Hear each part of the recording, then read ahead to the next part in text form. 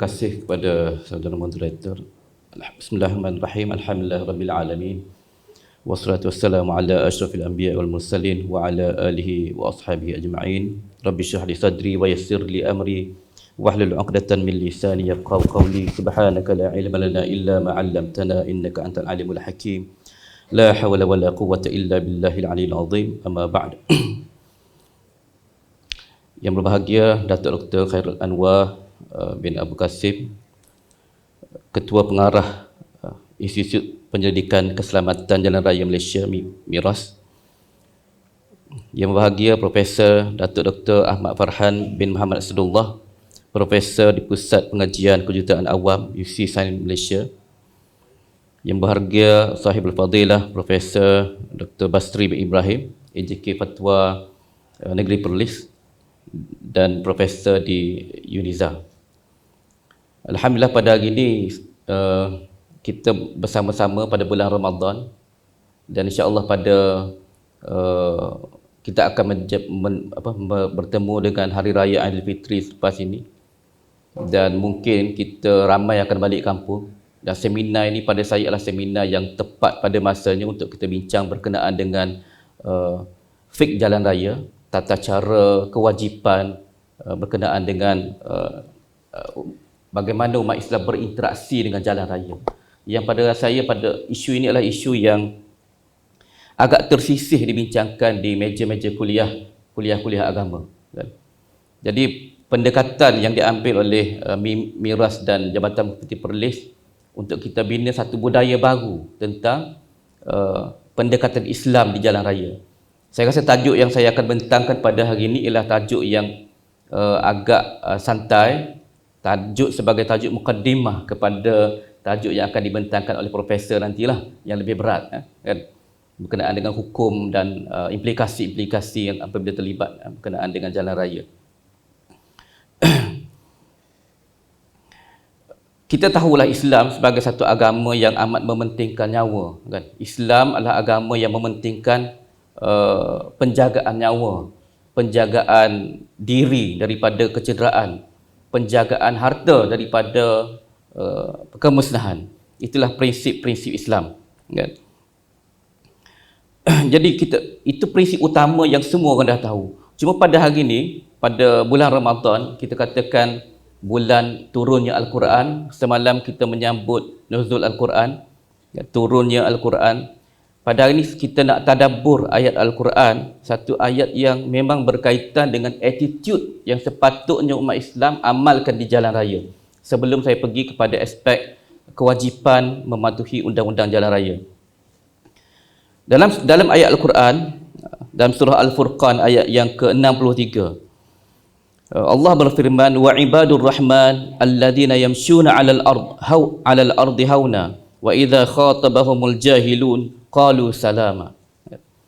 Firman Allah, dan hamba-hamba Allah Ar-Rahman, hamba-hamba Ar-Rahman iaitu hamba Allah, ialah mereka yang berjalan di bumi, berjalan di jalan raya dengan penuh sopan santun. Apabila mereka berhadapan dengan golongan yang kurang adab, maka mereka menjawab dengan perkataan yang selamat dan daripada perkara-perkara yang tidak diingini. Ayat ini kalau kita tadabbur, kan? Kalau kita tadabbur, boleh tengok slide seterusnya. Ada ni kan?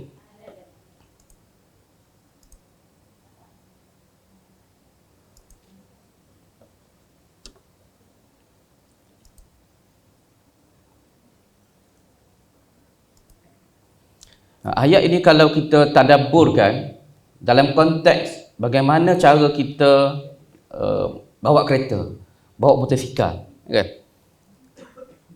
Allah sebut secara jelas, wa ibadur rahman alladzina yamshuna 'alal ardi hauna. Hauna. Banyak terjemahan perkataan hauna, banyak pentafsiran terhadap perkataan hauna ini, kan? Ibnu Abbas mentafsirkan sebagai satu bentuk tawaduk, sopan santun, tata tertib, penuh ketaatan kepada perintah Allah, bahkan mengikut peraturan dan ghairu mudhir lil akharin. Ini disebutkan dalam tafsir Ibn Katsir, tidak memudaratkan. Bagaimana dalam konteks umat dahulu, kalau kita fikir umat dahulu jalan kaki je kan, tak memudaratkan orang lain tu macam mana. Tapi zaman sekarang naik motosikal. Bagaimana kita naik motosikal dalam keadaan yamshuna 'alal ardi hauna, tidak memudaratkan orang lain. Bawa steady kan, tak laju. Kalau laju pun tidaklah nampak tergopoh-gapah, tidaklah nampak berbahaya kan. Itulah konsep ayat Al-Quran yang perlu kita tanamkan.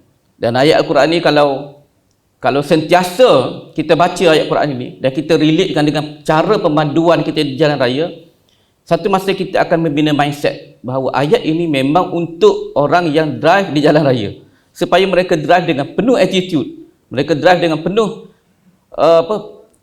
taat kepada peraturan. Dan yang paling penting, kalau kita tengok di belakang tu, Allah kata wa idza khatabahumul jahilun kan. Kalau ada orang-orang yang berperangai jahiliah, dia cucuk belakang kereta kita kan, qalu salama, selamat kan, kita bawa dengan penuh selamat, tak payah nak balas dia punya cucuk tu kan. Maksudnya kalau ada orang provoke kita di jalan raya, kita tak payah balas provoke itu kan. Sebab apa? Sebab kalau kita balas, dia akan mengundang kecelakaan lah kayaknya. Itulah satu prinsip penting yang sebelum kita pergi kepada soal hukum mematuhi peraturan di jalan raya. Selain daripada itu, ada satu ayat Al-Quran yang lain yang berkisarkan tentang bagaimana kita diterapkan dengan sikap kebertanggungjawaban kan? Wala taquf ma laysa laka bihi 'ilm inna as-sam'a wal basara wal fuad kullu ulaika kana 'alayhi mas'ula wala tamshi fil ardi maraha innaka lan tukhriqal ard wa lan tablughal jibala tula. Firman Allah, dan janganlah engkau mengikut apa yang engkau tidak mempunyai pengetahuan mengenainya. Sesungguhnya pendengaran, penglihatan serta hati, semua anggota-anggota itu tetap akan ditanya tentang apa yang dilakukan. Dan janganlah engkau berjalan di bumi dengan berlagak sombong, kerana sesungguhnya engkau tidak akan dapat menembusi bumi dan engkau tidak akan dapat menyamai tingginya gunung ganang. Para ulama telah menetapkan berasaskan ayat ini, sebarang kemudaratan yang berlaku di atas tindakan kita, kita perlu dipertanggungjawabkan. Kita perlu dipertanggungjawabkan sama ada di dunia atau di akhirat, hari akhirat. Yang menarik ini, ayat ini dia mulakan dengan sikap yang tidak bertanggungjawab, dan selepas itu dia mencela mereka yang berjalan di muka bumi ini, yang memandu kan dalam keadaan marah kan, dalam keadaan sombong, dalam keadaan angkuh, kan, tidak beradab. So kalau kita relate kan, sikap bertanggungjawab ini kita perlu tanam supaya pemanduan kita di jalan raya sentiasa dalam keadaan beradab, tidak gopoh-gapah dan tidak melanggar peraturan. Okey, seterusnya kita nak tengok tentang apakah hukum Islam berkenaan dengan jalan raya, kan? Berkenaan dengan peraturan jalan raya. Hukum Islam dia ada 5 lah secara basic kan. Kita refresh sikit lah. Hukum Islam dia ada 5, iaitu wajib, sunat, harus, makruh dan haram. Itu saya rasa tak perlu kita jelaskan. Semua kita tahu kan. Cuma dari sudut sumber, bagaimana sumber hukum kan? Dan hukum sunat, wajib sunat itu ditentukan oleh dalil Al-Quran. Sama ada dia wajib, sama ada dia sunat kan. Kadang-kadang datang dalil, para ulama mentafsirkan adakah dalil ini menunjukkan kepada wajib. Contohnya dalil tentang bersahur. Tasahharu, bersahurlah kamu, kerana bersahur itu adalah barakah. Ada hadis dalam Sahih Bukhari. Dan Imam Al-Bukhari dibuat tajuk kan, gesaan supaya bersahur tanpa kewajipan. Nak cakapnya walaupun Nabi suruh bersahur tetapi tidak wajib. Jadi walaupun ada ayat suruhan tetapi tidak wajib. Ada ayat suruhan di dalam Al-Quran, suruhan supaya solat, suruhan supaya bayar zakat, dia menunjukkan kepada wajib. Dan ini perlu kepada pentafsiran ulama lah kan? Bagaimana suruhan dan tegahan itu membawa kepada wajib ataupun haram ataupun sunat ataupun makruh. Dan setiap hukum itu dia pasti akan ada dalilnya kan? Pasti akan ada sumbernya kan? Sama ada sumber itu bersifat sumber nakli Al-Quran dan sunnah, ataupun yang bersifat akli, sumber secondary, sumber yang bersifat analitik, iaitu qiyas kan, ijma' ulama, uruf, masalih mursalah, saddul zari'ah. So sumber itu adalah banyak sumber dalam agama kita. Kadang-kadang hukum yang kita tak dapat dalam Al-Quran, kita boleh cari sumber-sumber dalil berasaskan kaedah qiyas, berasaskan kaedah ijtihad, dan berasaskan uruf masyarakat, berasaskan masalih mursalah, kepentingan awam, dan berasaskan saddul zari'ah untuk mengelakkan daripada kemudaratan. Pada hari ini kita tengok banyak perkara yang halal, boleh dilakukan. Tetapi sekiranya benda yang halal itu membawa kepada kemudaratan, yang halal itu pun boleh diharamkan oleh syarak. So, hukum itu banyak sumbernya. Kita tengok pada sumber yang pertama, iaitu sebelum kita tengok pada sumber yang pertama itu, kita nak tengok dulu tentang syariah Islam. Syariah Islam yang mana dia mempunyai dua aspek yang utama, iaitu aspek ibadah, yang mana ia melibatkan hubungan semata-mata hubungan Allah dan manusia dengan Allah semata-mata. Macam kita solat lah, kan? Kita solat, kita puasa, kan? Dia tidak melibatkan kita dengan manusia yang lain secara langsung lah, kan? Kita dengan Allah. Dan berkenaan dengan ibadah ini, Rasulullah perincikan, sallu kama ra'aitumuni usalli. Kamu hendaklah solat seperti mana yang aku sembahyang, kan? Kamu hendaklah buat haji seperti mana aku buat haji. Khudhu anni manasikakum. Kita tak boleh nak pandai-pandai nak tambah. Nabi buat macam tu lah, kan? Kita tak boleh pandai-pandai nak reka, rasa sedap sikit, kan? Rasa seronok syok sikit, kita reka. Tak boleh. Itu prinsip dalam ibadah. Ibadah sumbernya adalah dalil. Tidak ada dalil, maka tak adalah ibadah, kan? Ada dalil, sahih dalil itu, maka adalah ibadahnya. Dan aspek yang kedua dalam syariat Islam adalah aspek muamalat, iaitu hubungan manusia sesama manusia, yang mana secara umum manusia diberikan prinsip-prinsip sahaja, kan? Dia tidak diberikan satu dalil yang terperinci, sebab manusia ni berevolusi, kan? Dia ada pelbagai bentuk kepelbagaian kaum, kepelbagaian budaya, dia berkembang. Jadi dalil itu bukanlah dalil yang bersifat terperinci. Dalil itu cuma dalil yang bersifat umum, prinsip. Maka dari sudut perincian, dari sudut pelaksanaan, diserahkan kepada ijtihad para ulama, diserahkan kepada kebijaksanaan fuqaha untuk menilai. Termasuklah dalam bidang jual beli, termasuklah dalam bidang nikah kahwin, jenayah dan hubungan antarabangsa.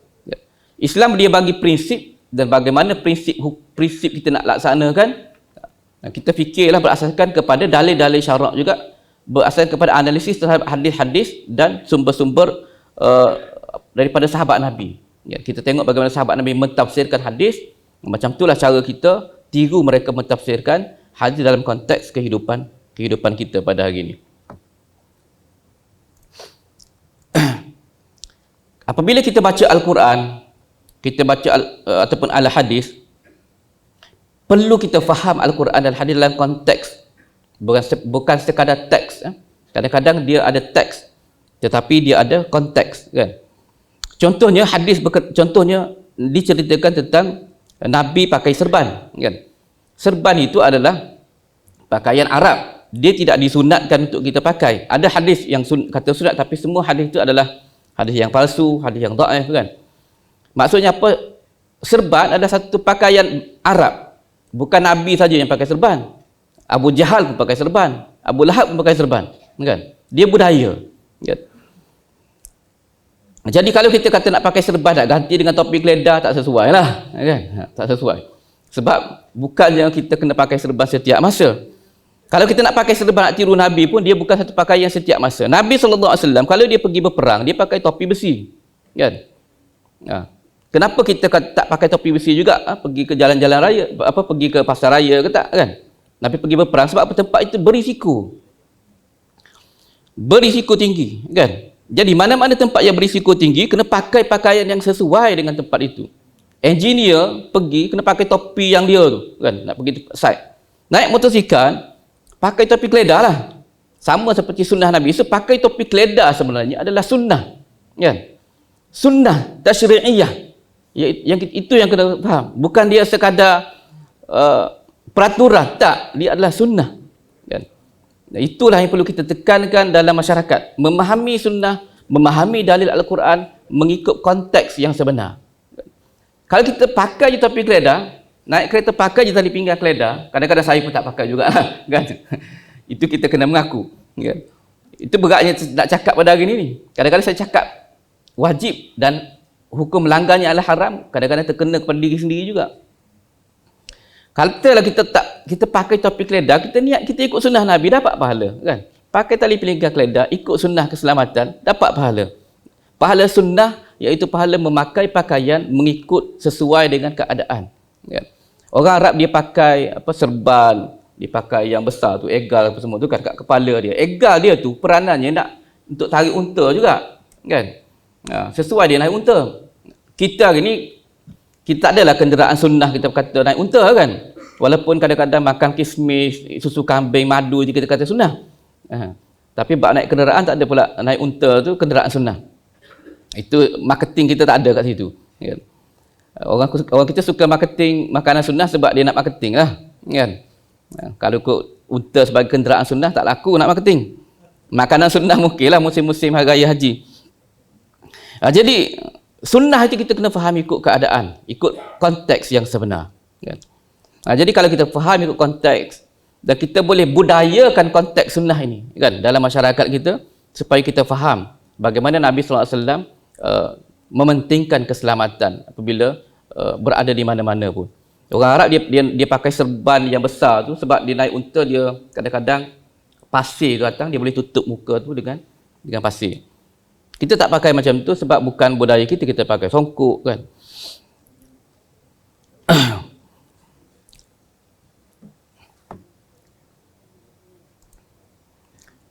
Selain daripada Al-Quran dan Sunnah, ada sumber-sumber hukum lain yang mana sumber itu bersumberkan kepada maslahah. Yang saya dah sebutkan tadi, qiyas, masalih mursalah, istihsan, uruf, saddu zari'ah. Semua sumber itu kalau kita telitikan dia adalah bersumberkan kepada maslahah. Qiyas sumbernya adalah asas kepada qiyas adalah maslahah. Apa itu qiyas? Qiyas adalah kita ambil benda yang ada dalam Quran, kita letakkan kepada zaman moden. Contohnya duit kertas. Zaman dulu tak ada duit kertas, ada duit emas. Zaman dulu dizakatkan emas tersebut. Zaman sekarang adakah kertas ini perlu dizakatkan? Sebab kita punya duit kertas kan. Adakah kena zakat sama seperti zakat emas pada zaman Nabi kan? Perbincangan yang panjang juga fuqaha nak buat keputusan tu kan. Walaupun dalam konteksnya semuanya adalah duit. Jadi para ulama menggunakan kaedah qiyas, mengatakan duit kertas dikiaskan sama saja dengan emas dan perak dan diwajibkan zakat.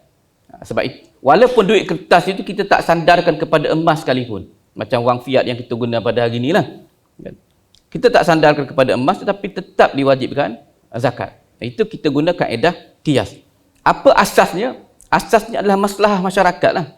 Kalau kita kata wang kertas tak kena zakat, jadi pada hari ini orang kaya ada 1 juta duit pun tak kena zakat kan? Ada bilioner pun tak kena zakat sebab dia ada dolar kan?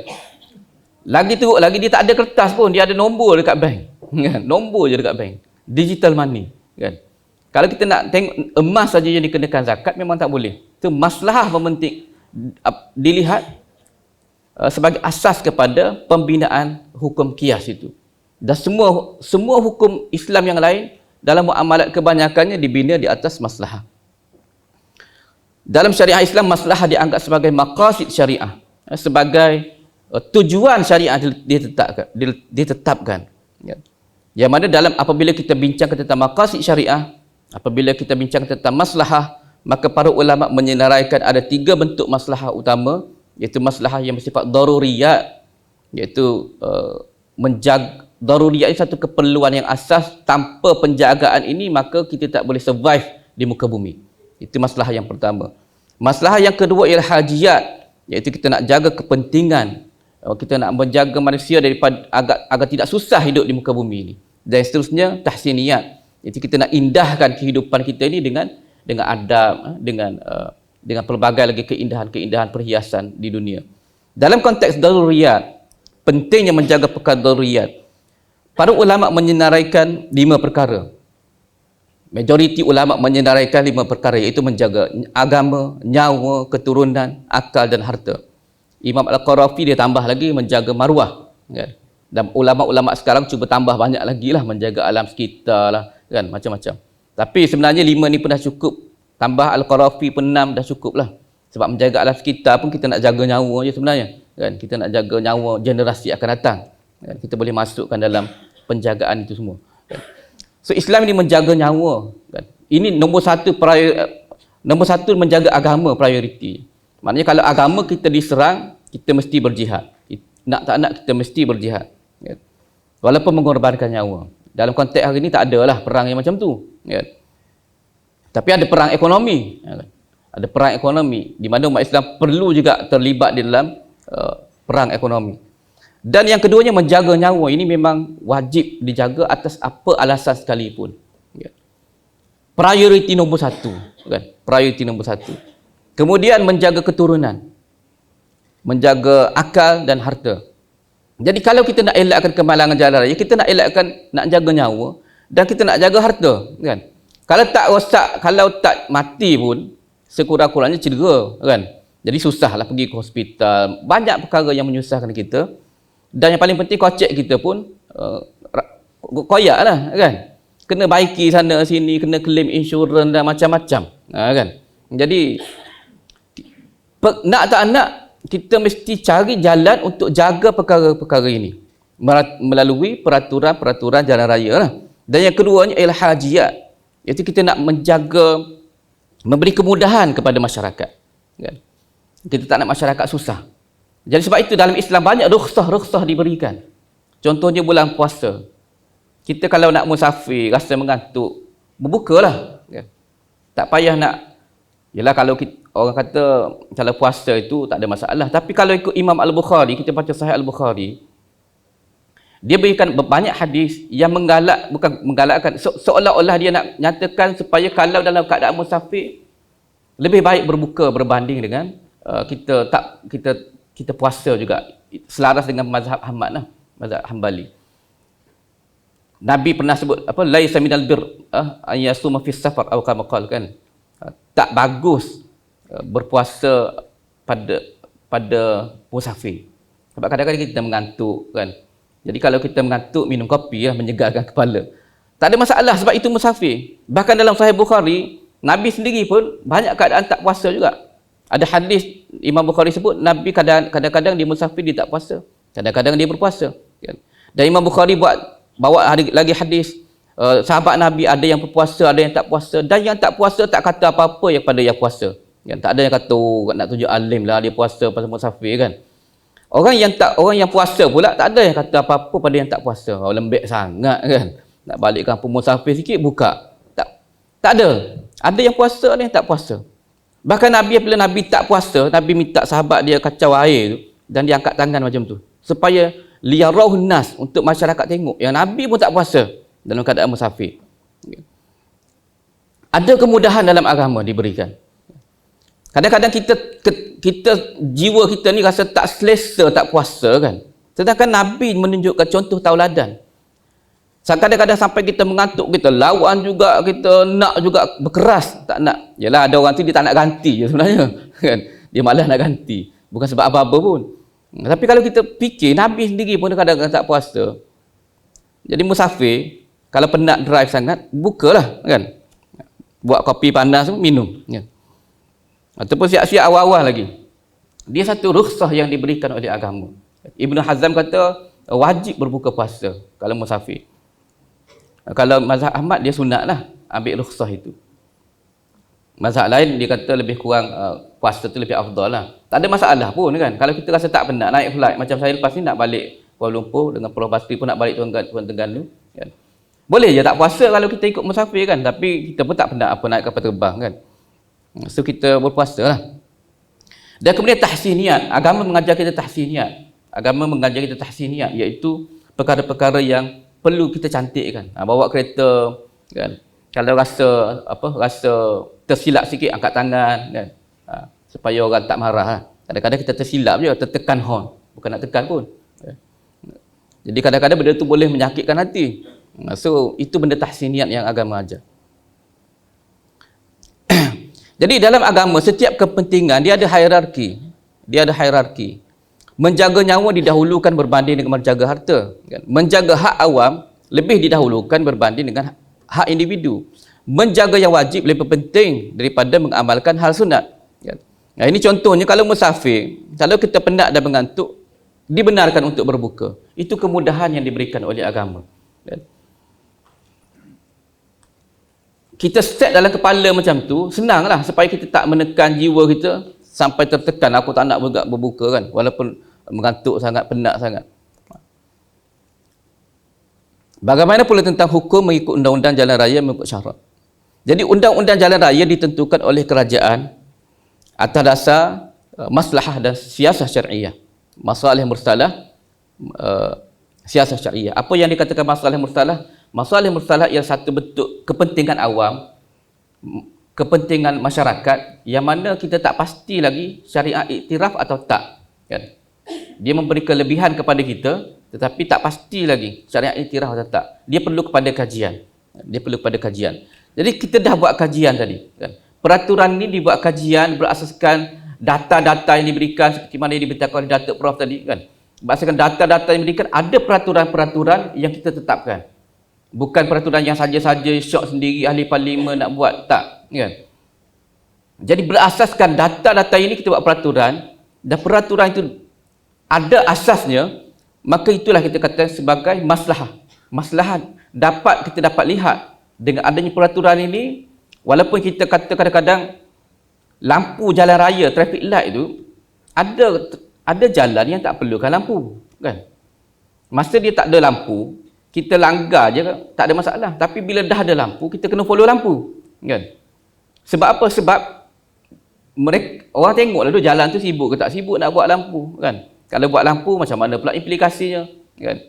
Kadang-kadang nak menunggu pula 2 minit, padahal kereta tak ada pun. Jadi, sebelum lampu isyarat dibuat, pelbagai kajian dulu dilihat oleh miras dan seumpamanya. Jadi, tengok kesesuaian jalan tersebut. Nak buat lampu ke tak nak buat lampu. Sebila dah ada lampu, kita kena follow lah kan, peraturan yang ditetapkan oleh kerajaan. Tak boleh langgar lampu merah dan seumpamanya.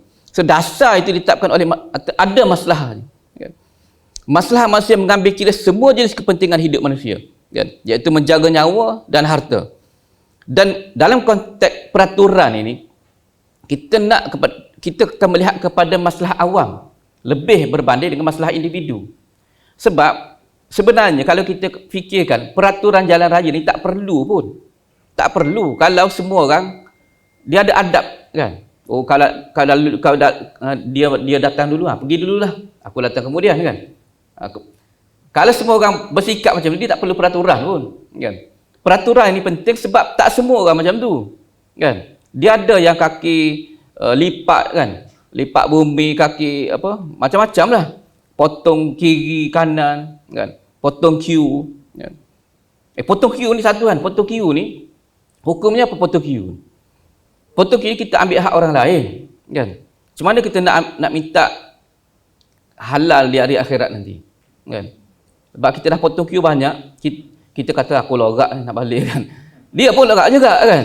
Semua orang nak cepat. Jadi kalau kita potong Q, kita telah mengambil hak orang lain. Kalau tak sengaja kena istighfar lah juga, dosa lah, kena mengaku dia adalah dosa. Dan kadang-kadang kita terpotong Q sebab tersilap jalan ya. Nak pergi ke depan tak tahu boleh U-turn kat mana lagi, mungkin kena 20 km baru ada U-turn, nanya juga. Jadi kadang-kadang kita slow-slowkan sikit, minta jalan dia bagi, okey lah kan. Itu pun dia bagi sambil menyumpah lah kat dalam kereta tu. Tapi yang pentingnya potong Q, kita kena terima kita telah mengambil hak orang lain kan. Yang mana bila kita nak minta halal itu kita tak tahulah, bagi kita minta kedal. Jadi buat status Facebook lah, aku dah potong Q tadi, siapa yang terkena tu sila halalkan. Apa pun ada jalan istighfar lah kan. Yang pentingnya kita kena ada budaya rasa bersalah kan. Bila kita tahu potong Q itu haram, kita akan rasa budaya rasa bersalah. Dan ini membina attitude kan, membina sikap.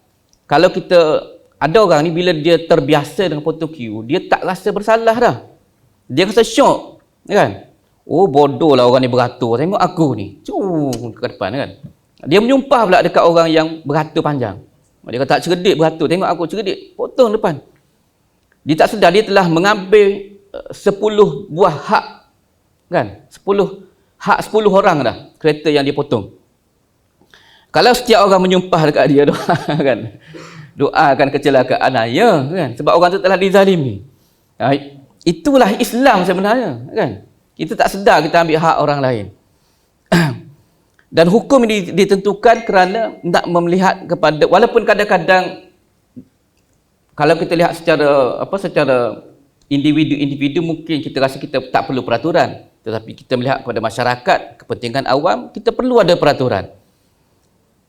Dan peraturan yang tidak ada ketentuan Al-Quran ini, yang mana tidak ada ketentuan dalam Al-Quran dengan mewajibkan satu amalan dan mengharamkan sesuatu yang harus, kita namakan sebagai siasah syariah. Kerajaan ada kuasa sebagai khalifah, sebagai ulul amri, ada kuasa siasah syariah. Kerajaan boleh haramkan benda-benda yang diharuskan oleh syarak kan, dengan sebab menjaga keselamatan, menjaga kepentingan awam. Dan kerajaan juga boleh mewajibkan benda-benda yang tidak ada kewajipan oleh syarak, walaupun tidak ada dalil yang mewajibkan. Inilah kita namakan sebagai masalih al-mursalah, uruf dan saddu zari'ah. Ini dalil-dalil syarak yang menggunakan kaedah maslahah sebenarnya. Pemanduan kelajuan yang melebihi had boleh membawa kepada bahaya, itu kita tahu dah. Ini semua orang lah. Kadang-kadang saya sendiri pun, saya kena mengaku lah kan. Kita kena mengaku pemanduan melebihi had berbahaya. Dan apakah hukumnya? Apa hukumnya? Kan? Melanggar lampu isyarat boleh membawa risiko mengorbankan nyawa, kan, mencederakan orang lain. Tidak memakai topi keledar lebih tinggi risikonya berbanding dengan memakai topi keledar. Kemalangan yang membawa kepada kematian boleh dianggap satu bentuk pembunuhan yang dilakukan secara tidak sengaja. Yang mungkin Prof akan jelaskan nanti kan. Sekiranya ada unsur kecuaian, dia boleh jadi pembunuhan tak sengaja dan kesannya kena bayar diat. Kan? RM400,000, RM500,000 kena bayar diat kan. Ada kita duit nak bayar dia, kena puasa 2 bulan berturut-turut kan. Jadi mampukah kita kalau kita langgar 10 orang mati, kita kena puasa 2 bulan berturut-turut darab dengan 10 kan. Itu kesan agama dah berikan panduan supaya kita ada sikap bertanggungjawab lah sikit kan. Dan kita perlu dipertanggungjawabkan oleh atas kecuaian kita kan. Ini semua berasaskan kepada kita tengok data-data ini kan. Dengan dalil masalih mursalah, dengan dalil uruf ni adalah kebiasaan masyarakat, dan saddu zari'ah, kerajaan boleh tetapkan peraturan-peraturan tertentu untuk menjaga maslahah kan? Setelah peraturan ditetapkan, maka kerajaan boleh menetapkan sesuatu yang dinamakan sebagai ta'zir lah, hukuman kepada mereka yang melanggar jalan raya, undang-undang jalan raya. Contohnya denda lah kan. Sebenarnya kalau kita tengok perbincangan hukum syarak, kebanyakan hukum ta'zir yang ditetapkan oleh para sahabat, Sayyidina Umar contohnya kan, mereka yang buat benda-benda yang bahaya, dia biasa ditakzir di penjara pada zaman dulu kan. Jadi hukum biasanya dalam perbincangan tentang ta'zir ataupun tentang denda ni, majoriti ulama berpendapat boleh dipenjarakan lah. Itu dalam konteks zaman dulu kan. Dalam konteks zaman dulu mereka lebih memilih penjara berbanding dengan ambil duit ni. Kita denda duit ni zaman dulu dia khilaf.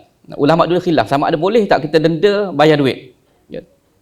Majoriti ulama tak benarkan pun. Yang benarkan denda bayar duit ni adalah Ibn Taymiyah. Ibn Taymiyah dibasarkan dalilnya dan dia kaji-kaji bahawa ta'zir menggunakan wang ini bayar denda adalah pendapat Ibn Taymiyah daripada mazhab Hambali. Dan pendapat itulah yang dipakai oleh majoriti ulama dan majma' fiqh pada hari ini kan. Kita pun sekarang ni kita lebih selesa bayar denda lah daripada masuk penjara kan.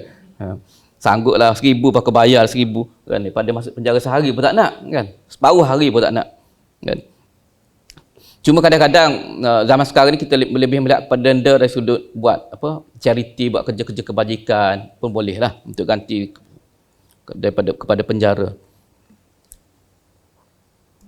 Seterusnya, ini kaedah fiqh. Dalam agama kita ada kaedah fiqh, iaitu namanya qawaid fiqhiyah. Antaranya ialah yang paling penting adalah ad-darar yuzal. Sebarang bentuk perkara yang membawa mudarat mesti dihapuskan. Dengan apa cara sekalipun. Kena buat undang-undang, kena kuasakan undang-undang, mesti dihapuskan. Dan yatahamalu ad-darar khas li daf'i ad-darar al-'am. Kadang-kadang kalau kita nak mengelakkan kemudaratan, kita terpaksa ambil kemudaratan kepada individu untuk kita mengelakkan kemudaratan kepada umum. Kita terpaksa hukum sebahagian individu untuk mengelakkan daripada orang lain lebih terkena bahaya, kan? So berasaskan kaedah-kaedah fiqhiyah inilah ulama meletakkan peraturan. Ulama meletakkan peraturan jalan raya ini sebagai satu bentuk kewajipan agama, kan? Dia bukan sekadar peraturan yang ditetapkan oleh kerajaan. Kalau kita kata peraturan yang ditetapkan oleh kerajaan, inilah firman Allah, ya ayyuhalladzina amanu atti'ullaha wa atti'ur rasul wa ulil amri minkum. Wahai orang-orang yang beriman, hendaklah kita taat kepada Allah, taat kepada Rasul dan ulul amri, kerajaan dan peraturan-peraturan kerajaan lah, kan? Dan jalan raya adalah milik awam, bukan milik peribadi. Kita tak boleh buat macam jalan mak kita punya, kan? Kalau mak kita punya jalan pun dah jadi jalan dah, nama pun jalan, dia dah jadi hak milik awam lah. Jadi kita kena bersifat al-isar, mengutamakan orang lain. Dia jalan raya, dia attitude sebenarnya, dia tak kira ilmu, kan? Ustaz pun kadang-kadang di jalan raya dia tak jadi macam ustaz juga, kan? Dia jadi garang semacam, kan? Dia attitude jalan raya ni yang susah nak, kan? Sama saja. Attitude ni dia kena didik lah. Dia kena didik. Undang-undang jalan raya adalah ketentuan untuk menjaga nyawa dan harta orang awam, dan ketaatan ini wajib dan mengingkarinya adalah berdosa, kan? Jadi bawa motosikal tak ada lesen, berdosa lah, kan? Langgar lampu merah, haram, berdosa, kan? Dan kita tahulah dosa ni kita kena istighfar, kan? Kita kena istighfar. Kita speeding bawah lebih had limit, berisiko tak berisiko, kena istighfar lah, berdosa, kan? Dan ini agama tanam supaya kita rasa, kita bina attitude, kita tak rasa, dia tak akan jadi habit kalau kita rasa berdosa, kan? Ada dosa besar, ada dosa kecil. Dosa kecil diampunkan dengan istighfar, dengan ambil wuduk, kan? Dosa-dosa yang macam ni lah. Mungkin kita lalu tu tak ada orang, kan? Kita langgar je lampu merah, kan? Tapi kita kena tanda lah, aku berdosa sekarang ni, istighfar. Supaya dia tidak membina attitude, lampu merah boleh dilanggar, kan? Dia tak boleh membina, itu yang agama tanam, kan? Jadi ingkar, walaupun kita kata dia sekadar peraturan yang ditetapkan oleh pemerintah, tetapi oleh kerana peraturan itu ada asasnya, maka melanggarnya adalah haram, kan? Semasa saya ada pengalaman lah, saya sebagai syariah board di Takaful, kan? Ada satu institusi, saya tak nak sebut lah institusi yang mana, dia cuba buat rayuan. Ada kes yang pelajar-pelajar ni dia tak ada lesen. Dia di kawasan kampung-kampung tak ada lesen. Jadi dia orang ni ditanggung oleh satu syarikat takaful ni lah yang saya jadi board ni, kan? Yang mana di bawah satu institusi, kita panggil insurer berkelompok. Jadi pelajar-pelajar ni ditanggung institusi tersebut. Dan kebanyakan pelajar di kampung-kampung ini dia bawa motosikal tak ada lesen. Bawa motosikal tak ada lesen. Jadi institusi tersebut telah buat satu surat kepada syariah board dan syarikat supaya hapuskan klausa tak ada lesen dibenarkan, maksudnya boleh cover juga insurans, kan? Takaful. Dia suruh buang klausa itu, kan? Sebab kalau alasan dia ini budak kampung susah, nak sekolah susah, tak ada bas apa semua, kan? Jadi bila datang masalah kepada syariah, kita tengok adakah tak ada lesen ini bercanggah dengan hukum syarak atau tak, kan? Jadi kita buat keputusan tak ada, bawa motosikal tak ada lesen bercanggah dengan hukum syarak, so kita tak boleh keluarkan klausa itu. Semana-mana pelajar yang bawa motosikal tak ada lesen, kita tak boleh cover lah insurans tersebut, kan? Walau bagaimanapun kalau berlaku kematian, kita beri jugalah orang kata apa, duit khairat tu, kan? Tapi tak sebanyak yang kita cover lah, kan? Sebab itulah peraturannya, kan? Itulah peraturan, dan kita konsisten dengan peraturan itu. Kalau kita buka, semua orang nak buka, kan? Kalau kita buka floodgate, kita benarkan ini buang klausa ni, orang lain nak buang klausa lain pula, akhirnya masyarakat jadi cacah marbah. Itulah yang saya katakan peraturan, kan? Mungkin kadang-kadang ada pertimbangan-pertimbangan. Contohlah, betul orang tu memang dia susah, tak ada bas apa semua, kan? Kita akan bagi juga duit, tapi bukan base kepada insurans, base kepada sagu hati, base kepada pertimbangan yang tertentu lah, kan? Dan peraturan pun ada pertimbangan juga, macam kadang-kadang polis trafik pun kadang-kadang dia tengok kita speed, kan?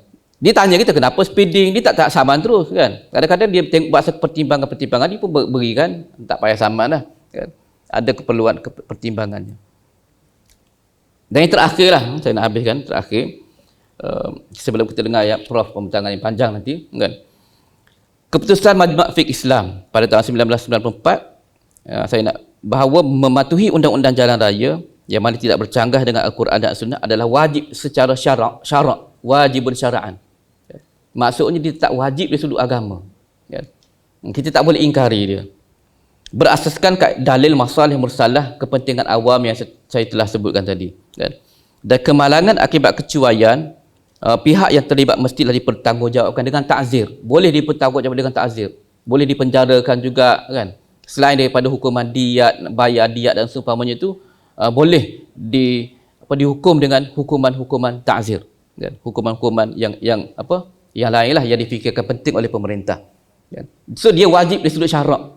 Dia bukan wajib undang-undang saja. Kadang-kadang kita fikir peraturan jalan raya bukannya kewajipan syarak. Tak kan? Peraturan jalan raya adalah kewajipan hukum syarak, melanggarnya adalah berdosa. Kan? Dan saya nak akhiri pembentangan saya pada hari ini dengan pesan Nabi sallallahu alaihi wasallam, al-iman bid'un wa sittun aw sab'un syu'bah a'laha la ilaha illallah wa adnaha imatatul adha 'anit tariq. Hadis sahih Bukhari dan Muslim. Iman itu adalah 60 atau 70 cabang lebih. Setinggi-tinggi iman adalah mengucapkan la ilaha illallah, manakala serendah-rendah iman adalah membuang segala bentuk bahaya, al-adha 'anit tariq. Kan Nabi guna perkataan al-adha, dia lebih umum, membuang segala bentuk perkara yang berbahaya di jalan kan. Ini peranan semualah kan. JKR tengok ada lubang, wajib baiki jalan cepat-cepat kan. JKR lambat, JKR boleh dipertanggungjawabkan kan. Kita sebagai pengguna, kita ada peranan, kita nak mengelakkan kemudaratan kepada orang lain. Itu serendah-rendah iman kan. Makna serendah-rendah iman, dia orang kafir pun kena ada benda-benda macam ni dalam hati dia kan. Semua orang common sense kena ada. Imatatul adha 'anit tariq kan. Jadi itu serendah-rendah iman kepada Allah. Maksudnya kalau kita sebagai orang Islam, kita rasa kita beriman, kita kena jaga sebarang bentuk bahaya di jalan raya kan. Jaga, kalau kita bukan sekadar buang ke benda-benda bahaya, kita sendiri bukan jadi sebahagian daripada penyumbang bahaya di jalan raya. Itu saja daripada saya. Aku qauli hadza, astaghfirullahal azim. Assalamualaikum warahmatullahi wabarakatuh.